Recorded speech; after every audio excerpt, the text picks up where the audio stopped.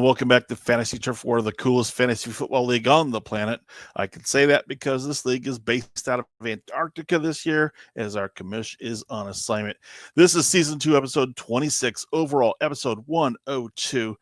This is our Thanksgiving week show. We are streaming live anywhere you find us. Subscribe, like, or share our show or channel. You'll be thankful you did, and so will we. We appreciate you listening in and or contributing to conversations. When I say we, I am also talking about my awesome co-hosts. So let me bring them in. That would be Susan, the Gridiron Goddess, and Adam from Fantasy Couriers. Welcome, everybody. Welcome. I love this shirt, Adam. Festive. Me, I've just got a boring Star Wars shirt on again. So please introduce yourselves. Susan. I'm Susan, the Gridiron Goddess. Find me on Instagram or TikTok. I am thankful to be here tonight. Woo.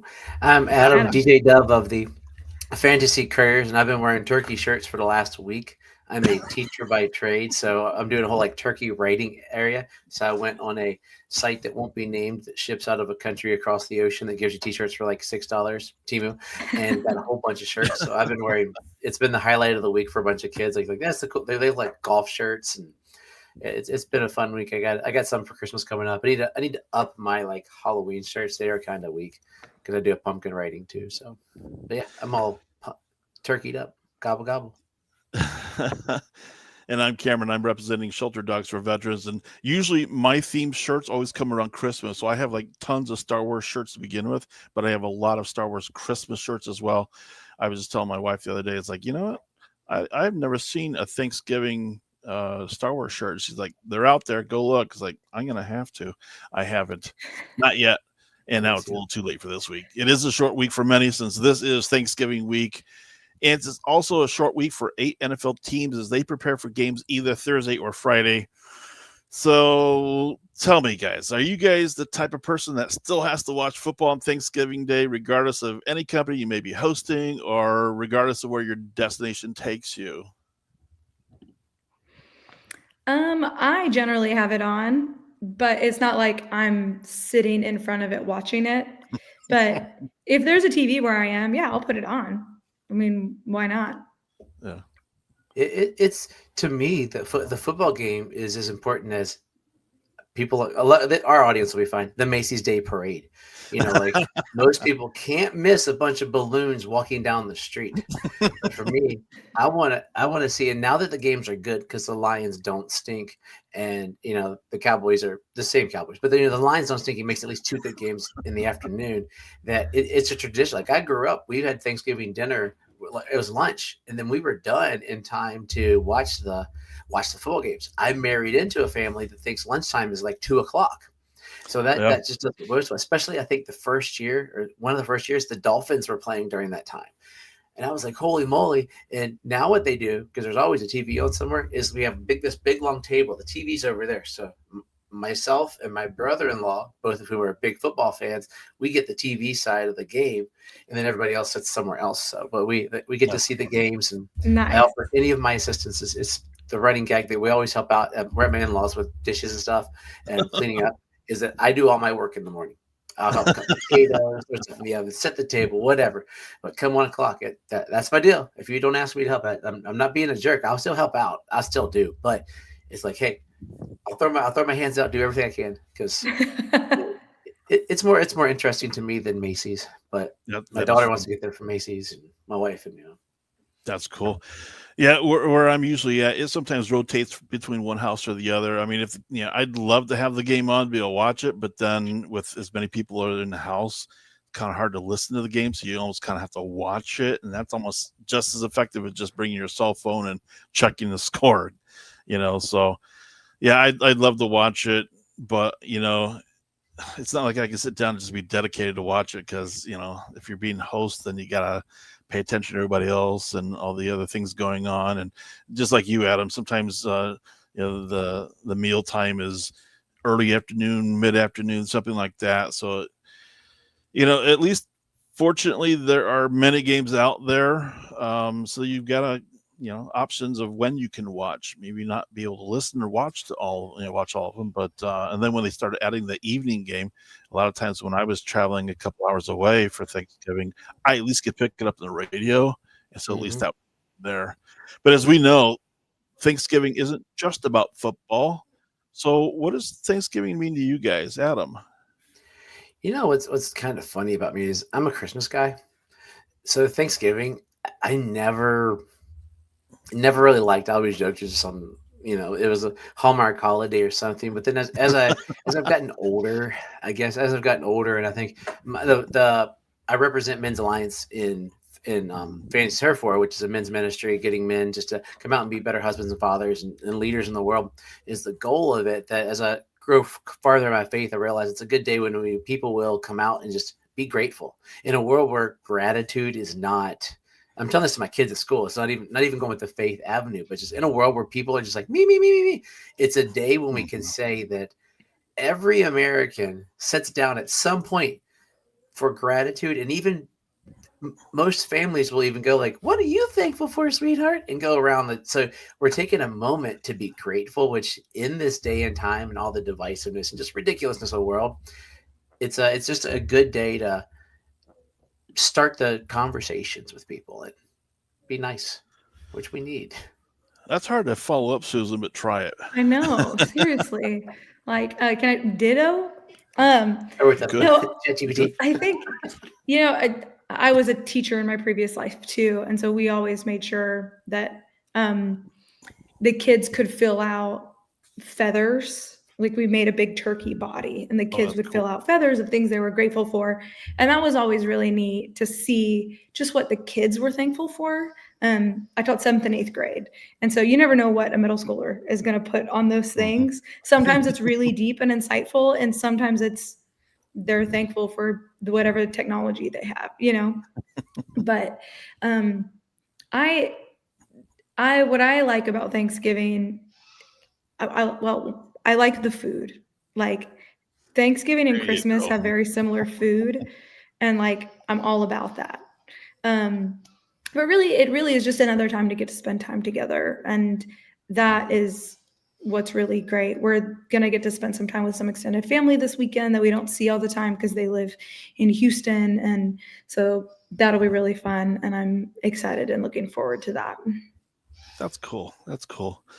Yeah, Thanksgiving's for me. They've gone a lot of different twists and turns and things like that. And to your point, Adam, everybody going around the room or around the table, stating something you're thankful for. I remember one year, and hopefully I won't get shamed by my family by this, but we did that. We went around the room, but we had a lot of people there, so to me, it kind of felt in retrospect that it took about 2 hours to go through that, and it shouldn't have.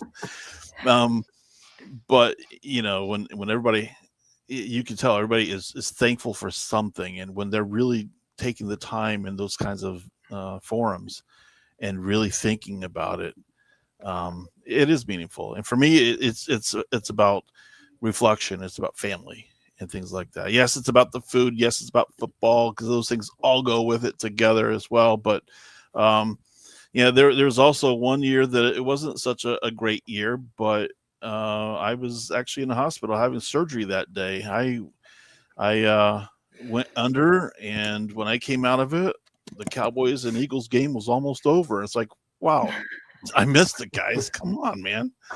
So not planning on that this year, of course, but that was interesting. But still, it comes down to family, friends, and remembrance and things like that. So fantastic, guys. But we do need to talk about football today. Can't let that go.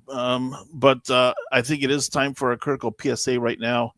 I hope people realize just how close we are getting to the end of the regular fantasy football season. Seriously, many playoffs for fantasy take place weeks 16 and 17. That's not that far away, with week 13 coming up. However, here on Fantasy Turf War, as well as several others, start playoffs in week 15. So for Fantasy Turf War, as a reminder, 8 teams make the playoffs from 4 different divisions. That means only the top 2 advance. We're on the Yahoo platform, which does not handle this format at all. So this is where our illustrious commissioner takes the rosters and plugs them into a spreadsheet and then tracks the matchups off grid. He is the only person who has access to all 4 divisions. So week 15, you'll have 8 teams. Week 16, you're down to 4. And then week 17 is the championship. If anybody's curious about how that ran or things like that, go back to Fantasy Turf War on YouTube, and you'll find all those video clips there and such that take place when it comes to this time of seasons. But I did make the playoffs last year in Fantasy Turf War. Right now, I'm still mathematically alive, but not looking good. McCaffrey's late touchdown pushed the person I was playing against in front of me by a couple points, and he didn't look back. I am not going to share the love right now because Love's 6-point performances did me in this past week. So, Adam, you've been notoriously saying that if you're out of it, you're still playing the spoiler, of course. But Susan, how are things looking for your Fantasy Turf War chances? I'm currently, I lost this week and it dropped me from 3rd to 4th. So I think that's going to put me out of it. But because I know, especially because the team that won, their team like way overperformed and my team underperformed. Like they're in the bottom. They're down there with Adam. So like I should have beat this team, and I was counting on this win to try to like get me over the top, but I don't think it's going to happen this year. So close. So close. He's not as bad as I am. He's better than me. I mean, yeah, sure. You can see it, Adam. You're in a division with her. You can see it, but I lost by 6.68 this week. Oh my gosh, that's horrible. Yeah, and I've just been having to play against good team after the other in my division. It's so competitive, and you bring your A game, they do theirs too, and the chips fall where they may. But when you've got people who tank on you, like Jordan Love did on me, point wise, I mean, yes, Green Bay won, but he didn't put up anything stellar in terms of points. So, yeah, it just kind of leaves you a little empty there because you just kind of think back, what could I have done differently? So I don't know. Mathematically, it sounds like we still might be alive here. Maybe you too, Susan, but we're going to need some help is what it comes down to. We can only control what we control, which is our best lineup, give them the good coach speech the night before, get everybody to bed, and then the rah-rah speech right before game time. Well, that doesn't happen. We can't do that. But, we can pretend we do. Yeah. But best of luck. See if we can both push to that finish line, and everybody else at home, if you're following, best of luck as well. If you're in that home stretch, again, just keep in mind how many weeks are left in the regular season and what do you need to do to get into the playoffs. Every league could be different. So, but before we take a look at this week's matchups and players, let's take a look at last week's headline news. So give us a headline you might be thankful for. So Adam, let's go with you first. So last week I was talking with, I don't know if I talked on the air afterwards. I was looking at possibly trading for Daniel Jones, and I waited too long, and I didn't get him, which I'll be glad in May when I have draft capital.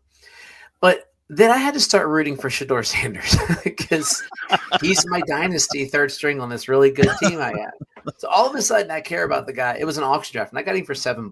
And for a guy who could be a starting quarterback, I was like, sweet. So I was really vested in the stupid Raiders and the Browns game, which is putrid.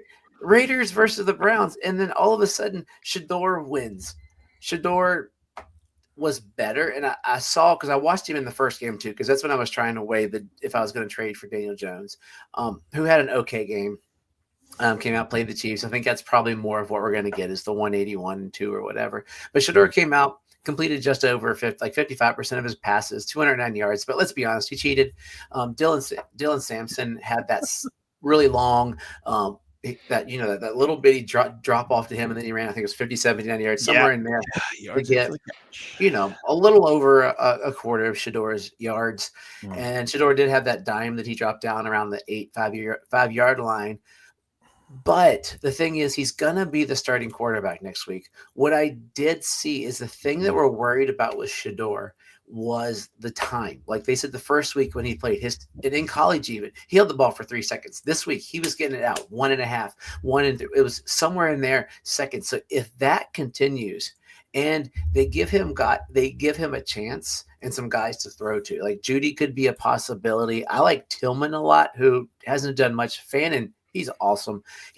They could do a great Sonic and Knuckles with Samson and Judkins there.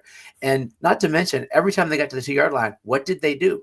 Oh, Judkins. Let's do a wildcat with Judkins. Shador could have had 3 touchdowns. Like easily had 3 touchdowns or 3 been involved there, but it just seems like and so he's got the start. I think they'll let him start for the rest of the year because Dylan Gabriel didn't do anything to keep the ball, to excite people. Shador puts butts in seats. So if you're going to be the same guy, let's put the butts in the seats. Let's see what the kid's got, because he's got a month to decide if they're drafting a quarterback or if they're going to draft him a skill position player, a lineman. They're not drafting defense because that, to be honest, is the bigger story. Myles Garrett should be he should get votes for NFL MVP. That dude is so good. I think I saw he's 5 sacks away from the record, and it's week 13, right? Yeah, week 13. Yep. So we have 6 games. We could get 1 a week. One sack a game, and he does it. And he'll get like 7 this week, whatever. But he is that Cleveland defense is going to be one of the most wasted defenses in the history. Their stats don't look great because they're tired. So if this continues with, Shador gets better each week, we're going to start hearing about this defense. So if you're looking ahead to next year, I like Cleveland's defense next year. Actually, I like Atlanta's. They've got some young talent that's going to be up and coming. We were talking about Carolina together earlier. Yeah. With Horn getting, 3 interceptions before he fell off. And some of their run defense is pretty good. There's going to be some interesting defenses to watch going into next year. But Cleveland's defense with Garrett, that's a big story. Far be it was the Raiders. So that's all I got to say about that. Talked for too long.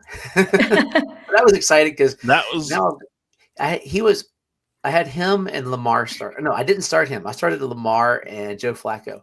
Shador, I think, scored more than both of them together. Interesting. Fantastic headline. Thanks for that. Susan, pick a headline. What surprised you or what made you thankful this week? How about them Cowboys? I knew it was coming. I knew that was coming. Okay. Down 21. They pulled the Broncos. Down 21 points to the Eagles. And they're just coming on back. And it's just like every time I'm like, no way. There's no way. But they beat them opening night. And now they've beaten them again. So that's 2 wins against the Eagles this season, which as a Cowboys fan is just chef's kiss. And don't get me wrong, the Jalen Hurts disrespect is real, but I just am it's really just pure Cowboy fan joy to watch that. And you're like, oh my God, they're going to do it. And then Aubrey comes in and is just so clutch every single time. I know, mine was ignoring the one he missed this game. That's the bigger shock, let's be honest here. Yeah, I know. It's true. He's so good. But it was yes. And because not only did the Cowboys do well, AJ Brown did great, who was on a fantasy team. So it was a win-win for me. I benched AJ Brown on my team, and I said last week I was thinking about benching Justin Jefferson. I should have this past weekend too. But so you mentioned Cowboys have beaten the Eagles twice this year. And how many wins total do they have so far? 5. So they're in the playoff hunt. They're like what? They are. 2 games out. They're on the outside looking crazy at this point in time, but that's sometimes all you ask is for opportunity. And maybe their opportunity to get back in it comes with a game against Kansas City. So we'll talk about that in a few. But the headline I wanted to highlight this week was that number 1 ranked defense of Houston. They sacked Josh Allen 8 times. They also got 3 additional turnovers. We've heard, it's the number 1 ranked defense. When I looked at it, it's you're playing a lot of cupcake teams, but then they play some quality teams, and they shut Josh down. I mean, He was so that was amazing. frustrated. I had not seen Houston play at all this year, and I was majorly impressed with that defense. Now I understand it's not just the ranking that goes behind it. We know what they drafted a couple years back, and now you see just what they've turned into. And it's like, I had written off Houston early in the season. They were going nowhere. They weren't winning. And then, of course, then Stroud gets on concussion protocol. And so you just had a lot of mess. The running back situation was just a mess down there. They're in the playoff hunt, guys. If I'm one of those teams in the playoffs right now, I'm probably not going to want to play Houston, not with what they're doing on defense. And now when they start getting some of the offense back in line, that could be a force to be reckoned with. No, thank you. I will pass on that if I'm playing against Houston. So that's incredible. The Colts, Chiefs, Chargers, Colts have to play the Texans. Jonathan Taylor Fear, he plays them twice in the last month and change of the year. The Chiefs on the bubble, Chargers on the bubble, and you've got Will Anderson running you over. I think what we saw, though, when Houston decides that they want to control a game, they shut down the running back, and that's what people have figured out against the Colts. You shut down Jonathan Taylor, there goes not all the team, but some of the team at that point in time, and it forces the teams to reconfigure. So, oh, wow. Okay. Well, that was cool. Great headlines, guys. Way to pick good ones this week as well. So now let's take a word from our sponsor. Let's take a quick time out to shout out our partners at Alpha Clash, the indie comic book trading card game that turns every game in a turn every match into a lore-driven battle for glory. Woof, sorry, y'all. In the Alpha Clash universe, superpowered contenders collide in a fast-paced game that perfectly blends fun and competition. Build your deck, unleash devastating abilities, and outmaneuver your opponent in a game that's as much about brains as it is about bold moves. The artwork will pull you in, the gameplay will keep you coming back, and the growing global community awaits. Head to alphaclashtcg.com and start your journey today. That's alphaclashtcg.com. It's time to enter the clash. As always, well done, Susan. Adam, well illustrated. I went to go see Jeff Dunham over the weekend. They had a special section just for Deaf Ed.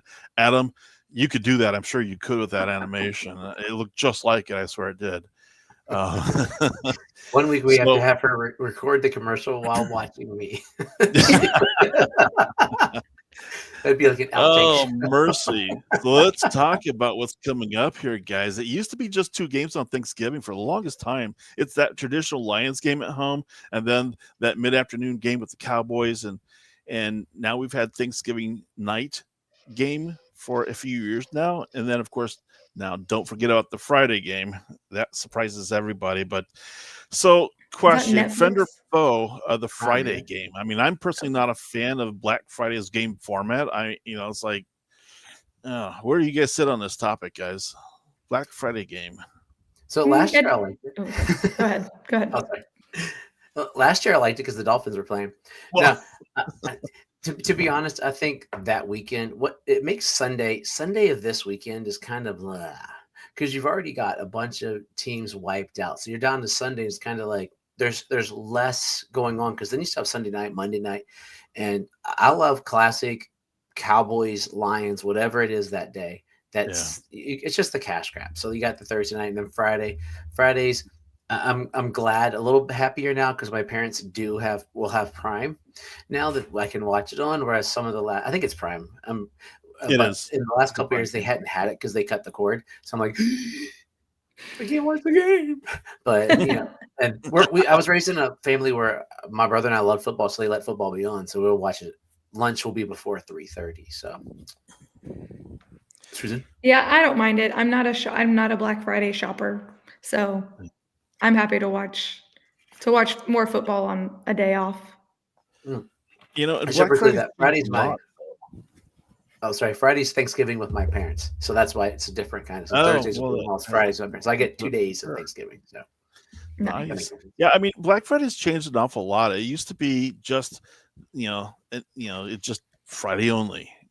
People wait outside at 3 or 4 in the morning for the doors to open, and then then the a lot of the major retailers decide, oh, we're going to get a jump start. We're going to open up our doors at 5 or 6 on Thursday night instead. And so, I mean, it used to be that you were out shopping on Black Friday, so you had all these other things going on. You're not going to be home to watch a game, but shopping isn't going down that route, and it hasn't been for some time. So, I think it is a cash grab that it's like, oh, let's find a new way to get some additional revenue by having Amazon Prime sponsor it, be it on their network, and then we'll see exactly how many people actually watch it. Well, you're at least going to have some people watch it because they like football. I mean, we're football fans, otherwise we wouldn't be here.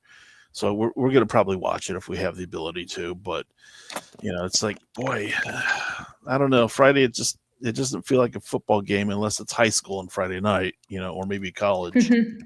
It's usually those like Virginia Tech in our state is big that day, or some it's usually like those in-state rivalry. This weekend you got the Iron Bowl, you got the Virginia game, you got a lot of what is it? Friday the big game is going to be the Lane Kiffin Bowl down in Mississippi, because it's debating how much money he's going to make, kind of deals. So we do have 4 big games on the schedule, and pretty much every game the commentator said, oh, they really hit it this time with all these matchups. So let's talk about those matchups then. We've got that first game. It's Packers at Lions, and Detroit's favored by 2.5. They're at home. Susan, who do you pick in that game? So I think I'm going to have to, I saw you put in some stats about how the Lions, what did you put in there? Detroit has lost every Thanksgiving Day game since 2016. It's a 6-18 record since 2000. Green Bay is also under 500 on Thanksgiving Day games. So it's going to be a wash there. I think I'm going to give the edge to the Lions, kind of the same way the line is. That's a 2.5. And I'm going to pick the Lions because the Green Bay defense and Micah Parsons has been very good, but that offense is struggling. So Goff at home is generally very good. He plays better at home. On the road, the splits are closer this year and last year, but it used to be his home road splits were crazy. And so I think I'm going to have to give the edge and go with the Lions on this one. Adam, pick it. Who do you think? I'm going Lions. It's a division game. Packers won the first swing at home. Lions were at home. And, sometime they got to win on Thanksgiving. I've always rooted for the Lions. I like the lovable loser, and now they're fun to watch. So, I mean, Gibbs went ballistic last week. I have a feeling the Packers are going to basically guard Gibbs. So it's probably going to be an Amon-Ra kind of week. And I'm guessing Jameson Williams, if you can start him in DFS, after a 0 week, Jameson Williams might run away with $125, $150. Just wait and see if they don't try to force feed him the ball. And those are like the mystique things that I think I was trying to look for. And the factoids that Susan had ripped off is as much as I could get. But I know there are numbers out there that if this team wins on the Sunday before Thanksgiving, this is what the percentage chances of them winning on Thursday too. I was looking for that stuff, and notoriously you see teams who, if they've lost on Sunday before Thanksgiving, they're the excuse is, oh, they're distracted, they're going to be ready for the Thanksgiving Day, and sure enough they are. I could not find those statistics anywhere that would help support any of those mystique factors at all, but I would have to say I agree with you guys. Detroit, they've been hit or miss in some of these games, and yes, Green Bay beat them in the first game of the season, but that's been a long time ago. These two teams are drastically different at this point in time. I think the defense is carrying Green Bay at this moment. The offense is taking advantage of that when the turnovers are there. But I'd love this to be a high-scoring game because I've got players on both teams in my fantasy leagues. But you could easily see this as being a 20-point blowout easily. So, again, I'm picking Detroit on that one as well. All right, let's look at the mid-afternoon game on Thursday. Chiefs at Cowboys. KC is favored by 3 at Dallas. Adam, how do you see this play out? Little Jimmy story.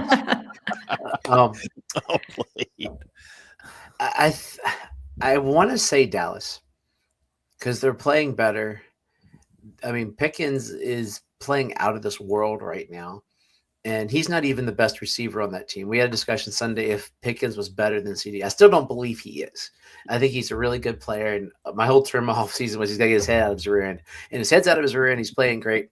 And Cowboys are going to now be paying $150 million for 3 players or something next year. Yep. But they're going to clear some cap. But I just have a feeling that the Chiefs are going to lose just so they can, do something miraculous, make the playoffs and win the Super Bowl or something stupid, because their schedule is terrible. I mean, they go from Dallas. I had too many screens up. Dang it. They go from Dallas, and within this time, they've got to also play the next week's. They got 2 gimmies. So, but they got to play the Texans defense. The Chargers. Ooh. We don't know who's going to show up. The Titans. Okay. The Broncos. Tough defense, and they close with the Raiders.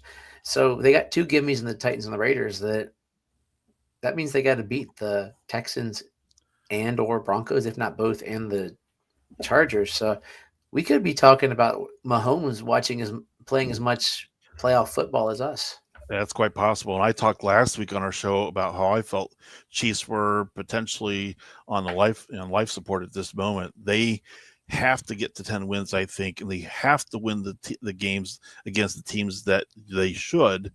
And then I talked about how they needed to at least manufacture a win out of some of those quality teams. They did that last week against the Colts. Now, they also have a couple people injured or banged up right now.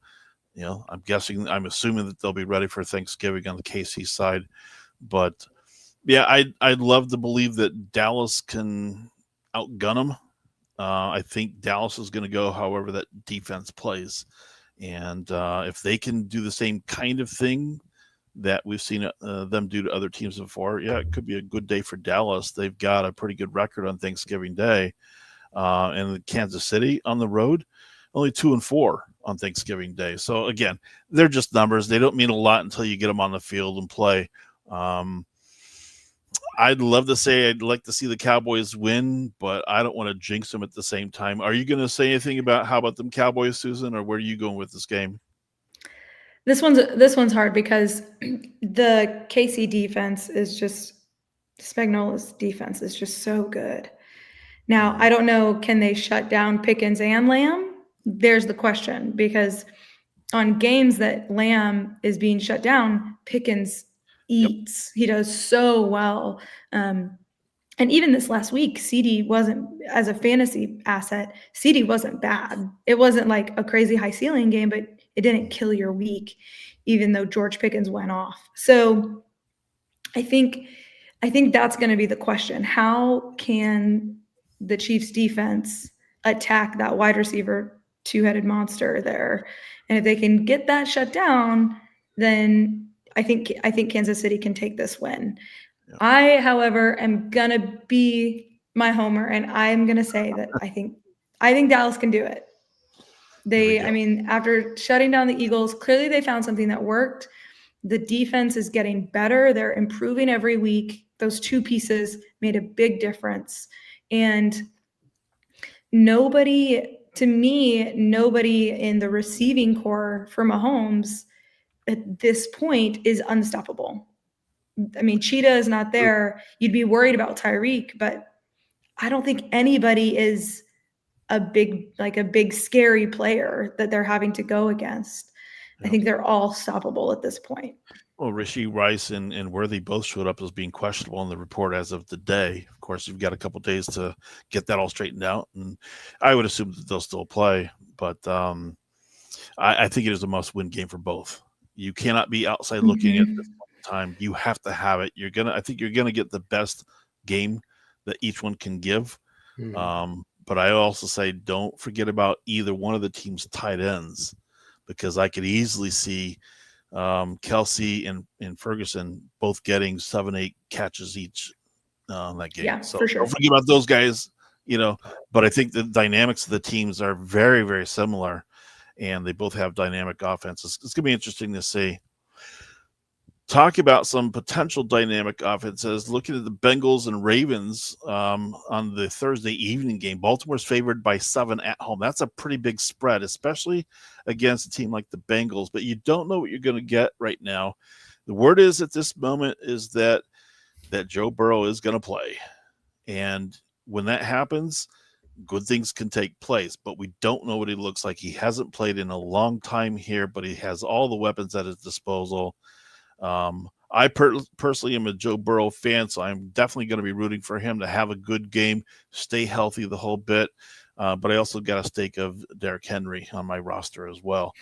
So I think I have to cheer for the Bengals, even though I know it's probably going to be futile. The Ravens did what they needed to do. They are now in a tie with Pittsburgh for that division lead. So my favorite pick would be, okay, I'm going to go with the Bengals on this, but I don't see them beating them. But anything can happen, especially when these two meet up. Susan, your take? I'm going to go the Ravens here. Again, Joe Burrow has to get his NFL legs back under him, and the Ravens defense has gotten its together. When you self-censored, when you look at like the past 4 or 5 games, they are shutting stuff down. Yeah, and so I think that's going to be tough sledding against I think the Bengals are going to have some tough sledding, especially now. T. Higgins is out, I'm sure. I think I heard you. Yeah. So Jamar's you're looking at Jamar Chase. The Chase Burrow stack is back, but if that Ravens defense can shut down Chase, I don't think Ross is going to be able to carry the load the way T. Higgins could. Yep. Adam, Ravens bandwagon as well. I think the Ravens win, but the thing is, their stuff's gotten together against the Jets, the Browns, the Vikings, the Dolphins, and the Bears. So hey, don't disrespect the Bears. I like the. I'm getting on the Bears.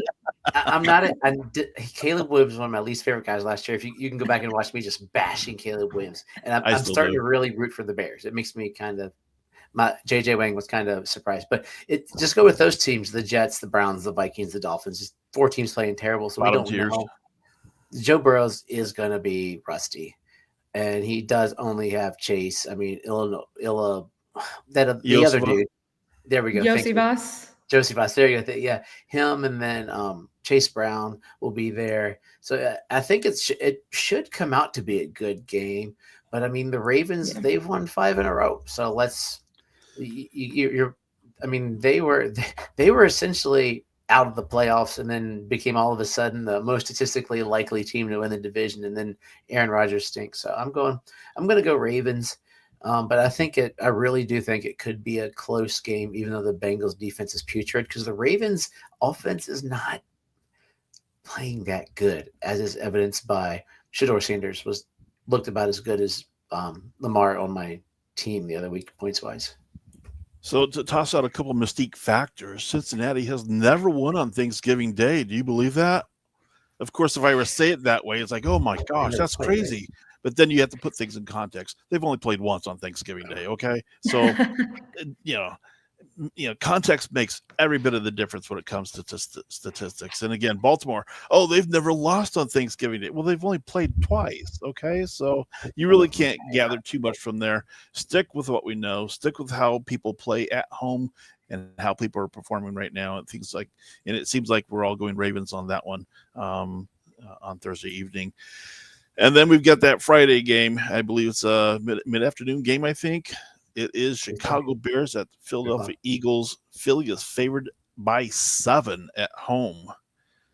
And Eagles have won the last 6 meetings. Do we bank on that? How do you think things play out on Friday, Susan? That spread feels a little disrespectful to the Bears. Wow, that's way bigger than I thought it was going to be. What do they know that we don't know? That was rigged. Look at the opponents that Chicago's played. I think that probably tells you a lot there. Yeah, I am going to go the Eagles here. They're coming off an embarrassing loss to Dallas, and I think they're going to want to redeem themselves. I think their defense is top notch, and I mean, last week it was DJ Moore at the Bears. Will it be Rome this week? I don't know. It's hard to I feel like their wide receivers are too inconsistent for us to say, yeah, I think that they can take them. So I'm going to go with the Eagles on this one, although I am rooting for the Bears. You know how the social media teams for the different teams, now they're doing like questions and like the players stop. Do y'all know what I'm talking about? And they like talk to a camera. Yeah. Y'all seen this? Okay. Well, they did one for the Bears recently. And I don't even remember. Oh, what is a hobby of yours outside of football? Like, that's just what the question. And they were supposed to just say something. And there was a lot of like golf, fishing. Rome in this video must have listed 10 different things. They would like say something for him, and then they'd have another couple players go, and then they like had another clip of him saying something else, and then they had another thing, and there was like, and it was so endearing that I was just like, dude, pick a hobby, man. Like, it was really funny. That's It made me awesome. like That Rome a is lot, funny. like as a person. But anyway, so That's cool. I like the Bears, but I'm taking the Eagles for the win. Eagles for the win. I'm going to take the Bears and the points. I'm going to take the points. Or what was that what I say when I say that they're going to not lose by 7? I think the Eagles, they cover the spread. They're not going to cover. Yeah, they're not going to. Thank you. I'm not a betting person. I always lose. The Eagles are the worst good team in the NFL. I really you watch them and you're like, this team is not good. I'm like, Jalen Hurts got me 30 points in fantasy, but he did not look good. There's this eye test of a team. The Eagles actually have scored less points than the Bears, and the Bears have played some decent teams this year. The Bears, end of the year, if they make the playoffs, watch out, because their end of the year schedule is brutal, because they're going from the Eagles to the Packers, the Browns defense, the Packers, the 49ers, and the Lions. That's their end of the year. So they got to win 2 or 3 of these games to get in. They won't. Good luck, man. But the Bears have looked a lot better. I said the reason they're going to win is Ben Johnson, who is a great coach. So you know what? Just to be cantankerous, I'm going to take the Bears. Why not? Because I mean, I think the Eagles win, but I'm going to take the Bears officially on the fantasy surfboard just to be cantankerous and just so that somebody has to get it wrong. But I think they're going to be a fun team to watch. But I think we're a year away, to be honest, with the Bears. I hope we're a lot further than that. I like rooting against the Bears. So, but I think Bears have gotten lucky with opponents and situations. I mean, Aaron Rodgers didn't play this past weekend against them when they played Pittsburgh. If Aaron Rodgers was there, I'm sure Pittsburgh would have won. There's no way Pittsburgh would have not won. I mean, Bears only won by a field goal, and then they played the week before Minnesota, who is just spiraling horribly downwards. I mean, that's not a very good team. They played the Giants. They didn't play that well either, and Giants gave away the game. They had a game in check. So, I mean, it's like it's been a while since I've actually seen them play a quality opponent. They did play the Ravens a few weeks back. Ravens beat them up. So, again, I don't think Bears have played any great quality teams and had a good quality win out of it. And now you cited the remaining teams. I could easily see them go over the rest of the season against that schedule. I mean, it's possible. I mean, that's why they play the game. So I would begrudgingly still take Philadelphia, though. I still don't think that Philadelphia has their act together. It is just a team that you cannot figure out where are they going. What is that identity of the team? What is the identity of the offense? The defense has been keeping them in the games a lot of these times. And when they had that huge lead against Dallas, what happened? I don't know. I can't tell you what happened. they lost the game, and there's no reason they should have with a lead like that and a team that has that many offensive weapons and talent. No way. So I think it's just an enigma. You just don't know what you're going to get from one week to the next when it comes to the Eagles team. But I still believe top to bottom they are better than the Bears. But 7 felt a little generous on the point spread from Vegas, but I still have to go Eagles on that one. All righty. All right. Great picks. Great dialogue all the way around on all those 4 games. Hope everybody has fun watching those, and hopefully your players will make you thankful as well in week 13. So I say also give thanks with this week if your players are not injured. We've had so many injuries this year, and with some people on the mend, perhaps there is some hope. So let's take a look at confirmed or potential key injuries heading into week 13. Now, keep in mind, some of these are of concerning note and others are on the mend. But right now, Stroud and Dart both have been in concussion protocol for a while. So hopefully they're trending in the right direction to get them back soon. Burrow, we knew, is going to play for sure, but then Rodgers, Lamar Jackson, J.J. McCarthy, Mayfield. I saw Mayfield go down in that game, and it was not pretty, but he's just a battle warrior, so he toughed it out. But that's a lot of quarterbacks to have to try to figure out who's my backup. And then to add into that list, Bucky Irving from Tampa should be back, is what they think. Is if the rest of this week goes good, he comes back this week, and that's going to be a blessing for a lot of people. And of course, Josh Jacobs, hopefully will be back for tomorrow. I believe that's probably why they sat him on Sunday. And then Gianti from Vegas, one of the bigger names there. Mentioned earlier, Rice and Worthy from Kansas City, both receivers, popped up as being questionable. So did Pickens. So again, it's going to be interesting who's actually going to be suited up and ready to go and who was not. So those are among the bigger injuries. On that note, we have a few that have been lingering out there for some time. But again, do the needful at home. Check your players. Check your player statuses. Don't make assumptions. Don't leave it up to little Jimmy. He's not always right. We'll talk about that in a little bit. But so with the bye weeks, nobody on bye week this week. So you should have full strength as long as your injuries are in check. So let's take a check on the waiver wire, or as I will call it this week. Thank you for not watching the waiver wires this week, but I'd be more thankful if you forgot there were games on Thursday and Friday. And I've done that before. So as always, your situation at home would likely dictate who or if you should even pick up some of the players that may or may not be available in your league. I would also toss in, check to see when your playoffs are and what your team looks like then. I discovered this morning that I've got a team that has 2 receivers on bye week 14, and I have very little backup. It's like, yeah, I better fix that now. So do the needful, guys. All right, let's start with Susan. Just looking out there, who are you going to be thankful for if you get them from the waiver wire to your roster this week? I am going to be thankful for Jaden Higgins, rookie wide receiver for the Texans. He has had, let's see, week 10 versus Jacksonville, 7 targets, 5 receptions. Week 11 versus Tennessee, 7 targets, 4 receptions. Week 12 versus Buffalo, 9 targets, 4 receptions. But he's had touchdowns week 8, week 10, week 12. They're playing the Colts this week. They are a lower ranked defense against wide receivers. If you're playing the matchup versus the position, he is clearly needed. I think he is in the process of taking Christian Kirk's job. So Nico is there. Higgins is opening himself up to be that wide receiver too.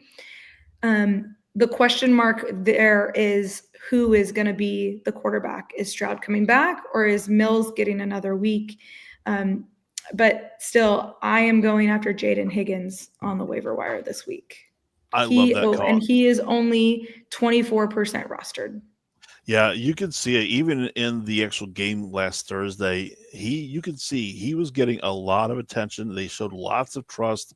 Yes, it was David Mills throwing to him. So I'm curious where that chemistry is going to lie when Stroud gets back into the helm. But he definitely seemed like he was going to be the wide receiver too going forward. I don't see how they could not do that. Great pick out there. Adam, who would you be thankful for this week if you could pick him up?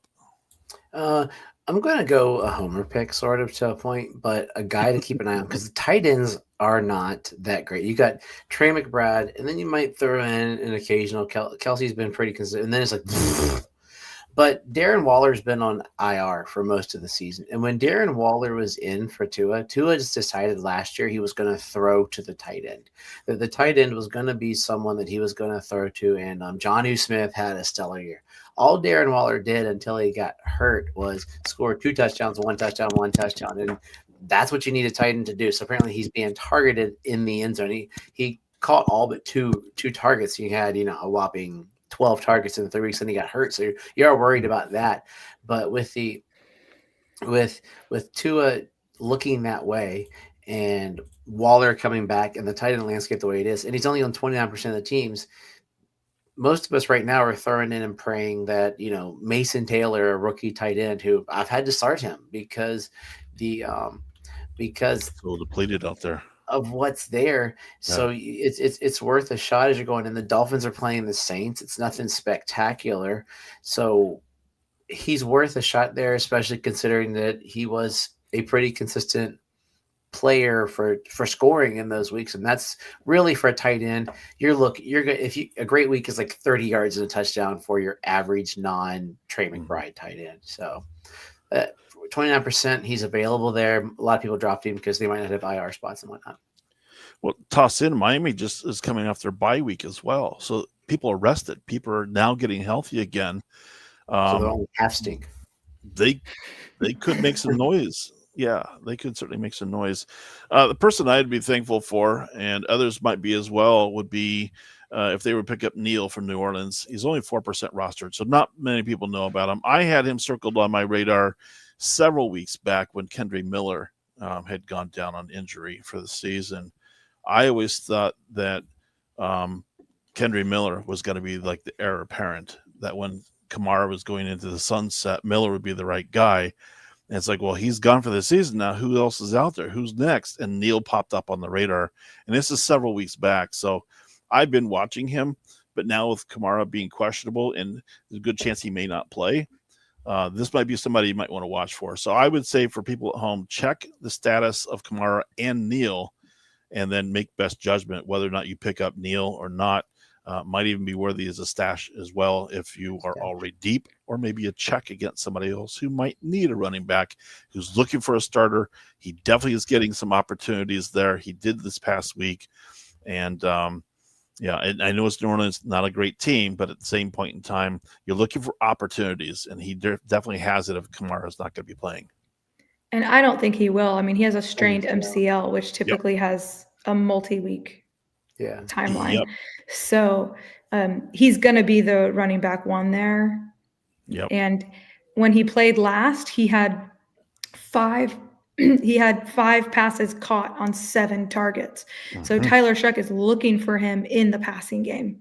So I think that's a really great option. And there's going to be a lot of people who are probably going to try to pick him up. So if you're in a fab league, you may be riding this guy into the playoffs. So don't underbid. I would not spend all your fab on him, but if you're just putting down $1 or doing a $0 bid, you're not going to get him. Yeah, at this point in the season, you either have a true need or you don't, and you need to either go all in or don't. Because if you sit on the sidelines, and people are going to be looking out there for people who are going to help them get into the playoffs and so forth, you're not going to get them if you sit back on them. If you don't put in the waiver wire, you don't put in the fab dollars for him, you're definitely probably not going to pick him up. Yeah. Good call. Who else do you have for us, Susan? So, quick hit, make sure that you check your waiver wire for Trey Benson. He is only 68% rostered. He should be coming back I think the plan is to come back this week because Amari Mercado is out, and now Bam Knight could possibly not play this week. So that Arizona team needs him back.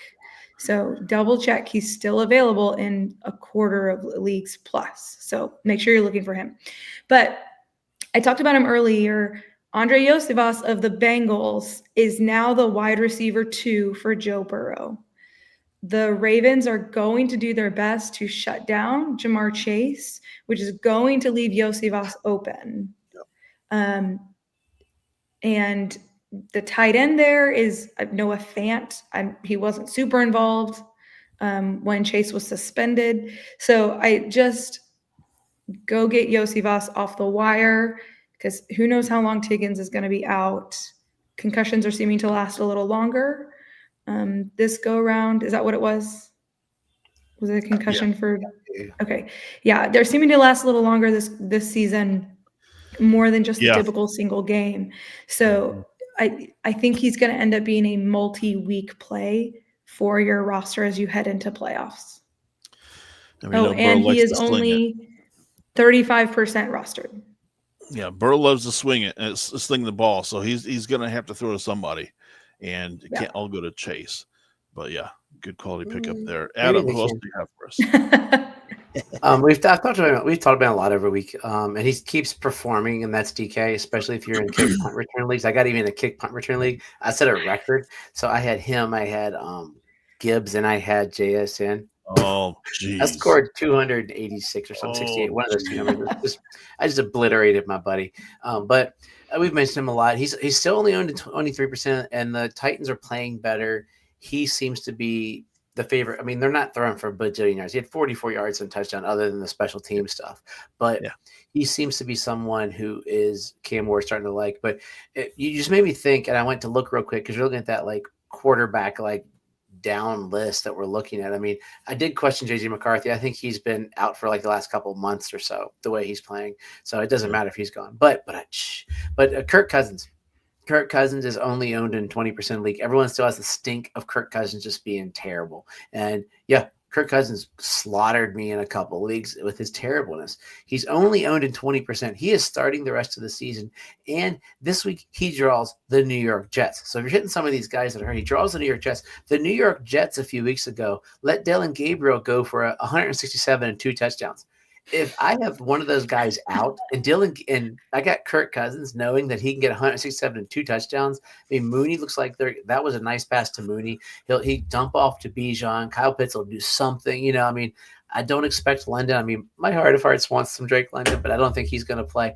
But against the Jets, Kirk Cousins could be a sneaky kind of play in there with all these injuries, or at least a stash in case. I think I think a lot of these guys are probably going to be back, but just if you need that stash guy in there, and also a wise play would be to have him in that. If you do sleeper, they do that cool thing where you could have that, like if somebody comes in hurt, like so it's Thanksgiving Day, and you're like, oh my goodness, I don't know if Burrow's really going to start.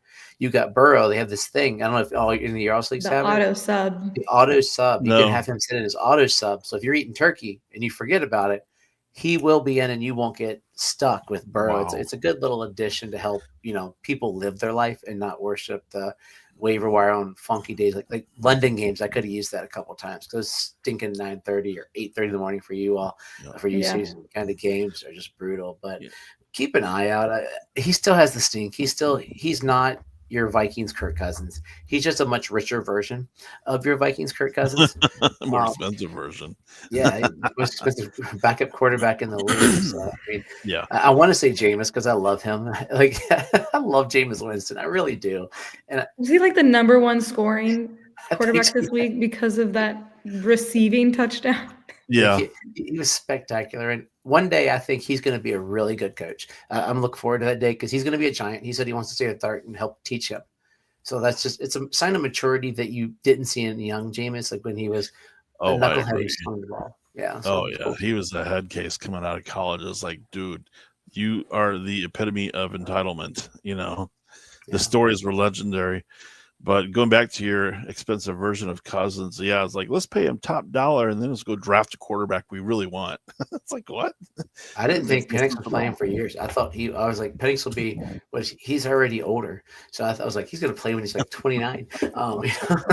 Yeah. Oh, mercy. Yeah. So again, streamer for Cousins, you might have something there. But I did pick up DK a couple weeks back and I played him and he paid off this last week. So yeah. All right. Little Jimmy. So on our weekly show, we've got a subject called Start and Sit. A little Jimmy coin we flip.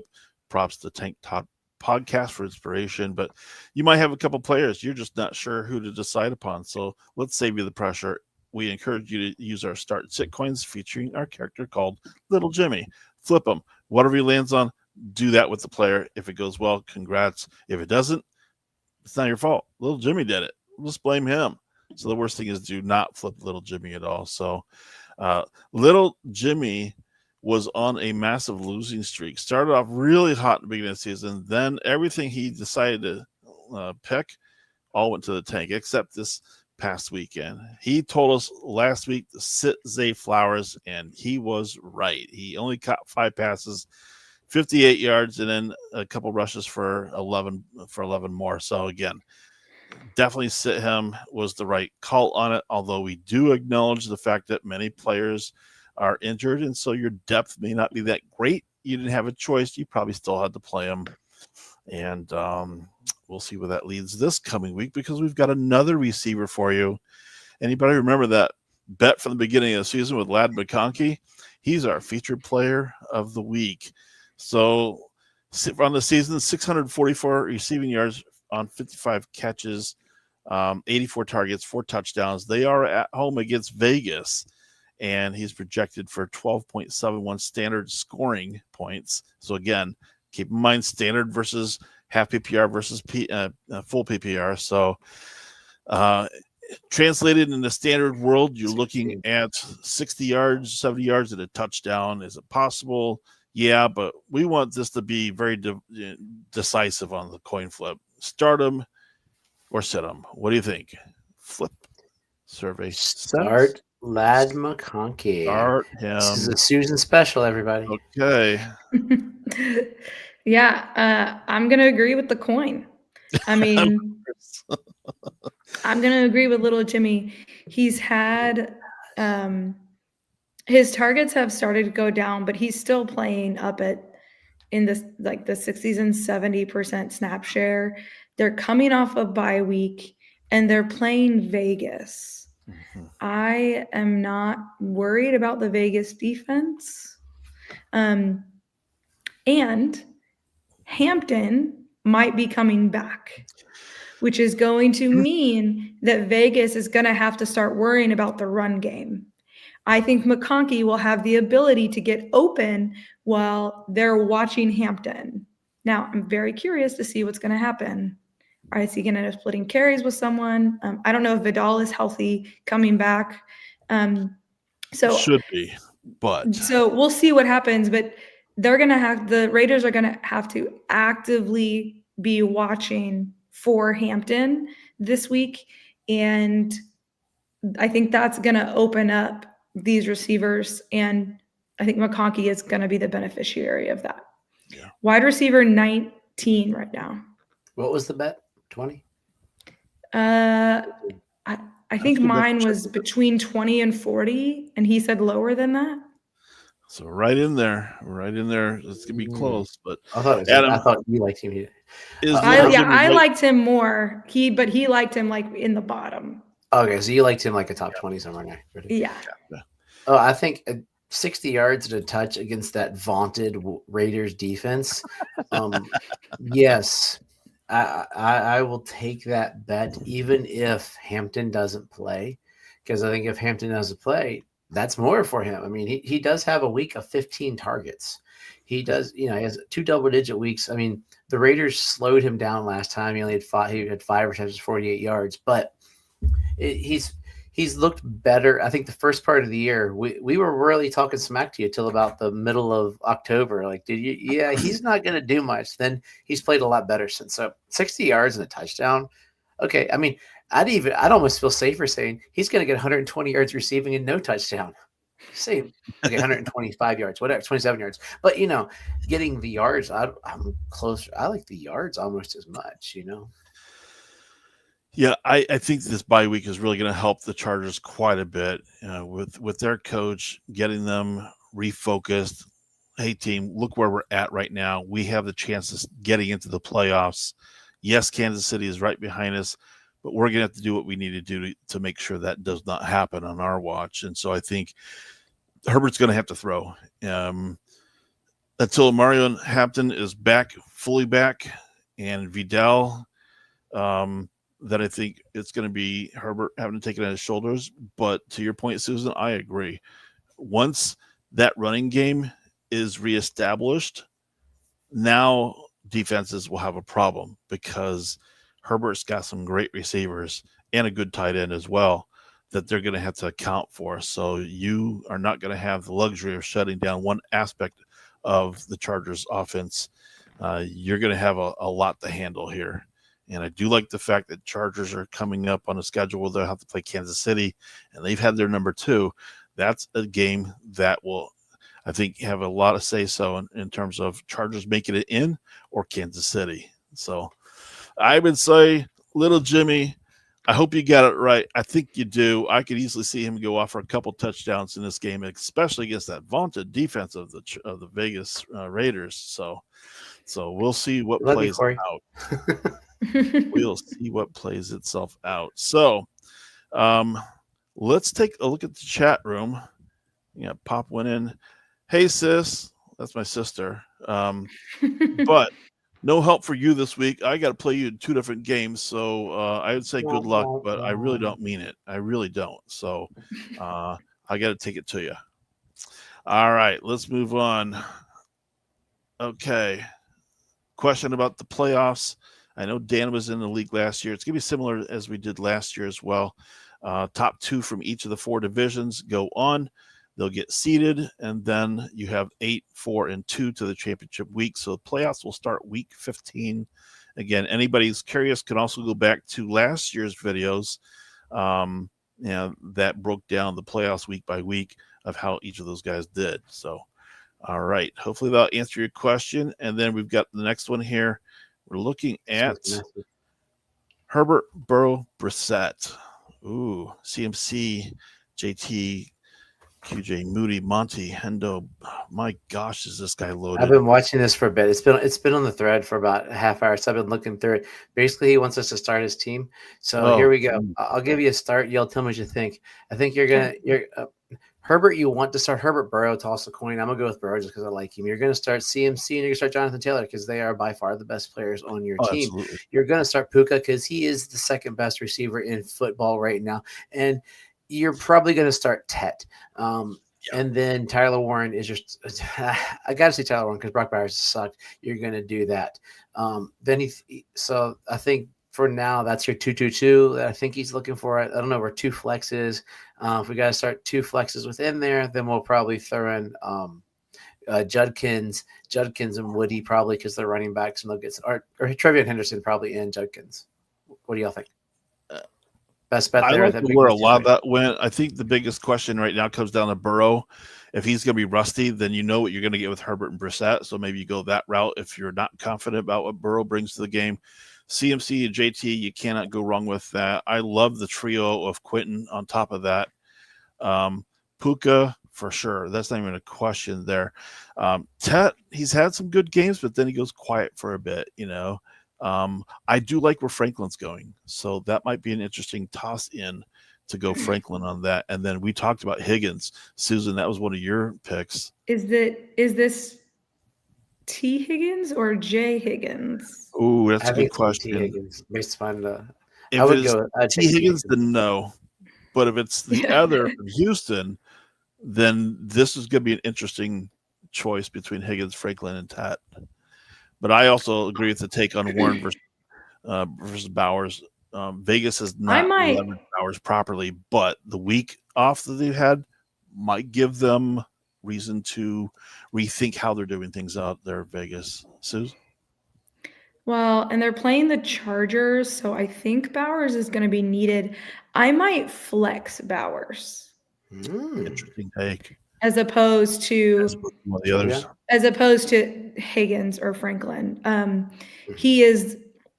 Higgins and Franklin neither are the first read on their offense, and Bowers is. So I think Yeah. I know that things have been questionable, but I think I would flex Bowers. And who are the Browns playing? Oh my darn! I just had that up. Okay, hold on. They're playing the Oh, come on, Adam. I had them. I got it. San Francisco. 49ers, They're playing the Yeah. 49ers, which I feel like have been not crazy. Carbon copy of last night's game, I feel. Good defense, but not as great an offense to keep toe-to-toe with San Fran. So, yeah, I think I like starting Quinshon Judkins and Bowers in the flex. Mm-hmm. And then the supplement to that one from the same person, have Herbert and Brissett. He wants to keep Jalen Reed is the gist of this one, and all three quarterbacks. But to do that, he's going to drop Franklin and Monty for 3 quarterbacks and Reed. Mm-hmm. I don't know what you guys. Reed to me is droppable. He's a Packers receiver. I agree. Reed is not going to help you in your fantasy playoffs. No. The schedule and plus too many mouths to feed, and the offense has really not done much the last many weeks. Having Reed is not going to be your answer, I don't think. And then it's a one quarterback league, and you have Herbert, Burrow, and Brissett. He's talking about keeping Brissett as like a keep away. If you've got to drop someone, and Brissett, you probably are, mainly because he's playing the Buccaneers, the Rams, the Texans the next 3 weeks. Then he's got the Falcons, who aren't great but aren't terrible. But I mean, if you make it to the championship game, you might want to start him because he's playing the Bengals. But the Bengals are also playing the Cardinals, so you're gonna have Burrow. So it's a keep away kind of thing. You don't want to drop. He talked about dropping Montgomery. I went and dropped Montgomery. I think if you got to drop him, you got to drop Brissett of the 3, and Reed. I mean, I don't want to, but this is a point where also there's defense. He makes a good point that it got to be defense. So that's the follow-up question. You don't have to worry about putting up there. His follow-up question was, should I let Reed and Brissett go if you have to? That's the 2 of that bunch of people. Yeah. Good takes all the way around, I think, on that. Yeah. I love the in-depth questions we're getting and such. And I love the thought process that you guys put into it as well, who you would keep and not keep, and for what reason. So well done there. I don't see any other thoughts or questions or needs out there in the chat room, but we do appreciate everybody who's contributed again this week. All right, any other parting shots before we start closing things out? I don't think so, besides Adam getting some love here in the chat. Let's go. My buddy Travis, with me right there in the bottom corner of his picture, that hairy long guy. If you look really close, you can see me there with him at a weekend woods thing we do. My parting shots here would be for everybody. If you are traveling, please be safe. It's one of those holidays that you don't want to remember for the wrong reasons. Football is fun. Football is part of the day. Family and friends always contribute to the mayhem, but also to the memories as well. Just be safe. All right. Any other parting shots? Anyone? We're good. Okay. Just say keep checking your teams, even if you're out. I got 2 teams that are eliminated. I put in a waiver in Fantasy Turf War. There you go. Thank you, Bucky Irving, for wrecking my season in a couple of teams. Now you better play this week and score me lots of points. But keep playing. That's really my thing. Is keep playing. It's competitive. I got one guy who in a league he beat me because his team, I forget who he had that just went ballistic. But he as opposed to dropping a player to start someone, he put in an empty slot. And to me, there's a game show. I busted his chops. We have this little thing within our league that if you make a and if you pick a guy that's already been drafted, or you're the first to pick somebody, there's a bag of shots, and they're just terrible. It's like the grossest thing. Somebody went and bought them, and luckily I'm smart because I don't like shots. So I had like one in the last 2 years, and they were terrible. Like 99 apples or something gross. But it's terrible. It's like liquid jet fuel. But I just threw that up there because to me, that's, sometimes you got to make that choice. It's gamesmanship. There's just a certain thing about the game itself. Yeah. Yes. I mean, you don't go Monopoly because you don't have the money, skip over Marvin Gardens. You got to land on Marvin Gardens. Yep. For sure. All right. Well, that's going to do it for us. Thank you so much for joining us. And if people at home, if you feel like you get value out of this show, make sure you hit that like button, subscribe, share the show with everybody you know. And as always, I had lots of fun tonight. Lots to be thankful for here on personal notes as well. But with my partners in crime, where can I find you, Susan? All right. Instagram and TikTok right here. This handle. Ask me questions if you've got them. I'm here to answer them. And you can find the Fantasy Couriers anywhere you listen to podcasts. You can see our handsome faces on YouTube, or just go to thefantasycouriers.com. All the links are there. It's got I must have missed the article today. I haven't written anything this week. It's just been that kind of a week. I got my rankings. I got to go through. They're up, but they're the generic. I'll go through tomorrow and hash them out. But I'll do rankings for the week just for fun. And I do have to tell you, Susan, I think I am now officially done with the Scott Fish Bowl as well by like 20 points because my guys, I hit a bye week. Great first week of the Scott Fish Bowl tournament, like playoffs. Like, come on, man. Yeah, but hey, I never got to do it. But before, you made it. You made it to the playoffs. I made it. That's what matters. I won't get to do it again. I got in through a qualifier last year, so that's what I strive for. Make the playoffs because anything can happen at that point in time. And as Corey closes out each week, be excellent to each other. Be kind. Until next time, keep moving forward. See you. Have a good holiday, everyone. Happy Thanksgiving. Happy Thanksgiving.